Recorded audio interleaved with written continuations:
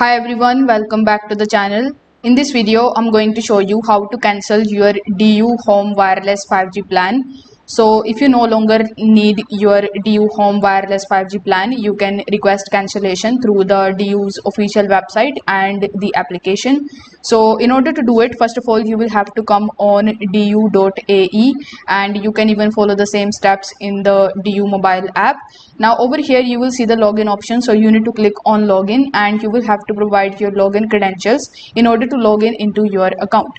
Now once this step is done, you need to go into the manage plan section in your account and there you will see the details of your active plan. Then you need to look for the option to cancel or request disconnection.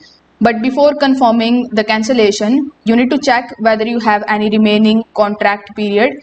If you are cancelling before the contract ends, you may have to pay an early termination fee. So you can find this in the term of your plan. If you don't see an online cancellation option here, then you will have to simply contact to the DU customer support through the live chat. So here once you are on this page, click on the help option and after clicking on help, you will have to go to the help page of DU.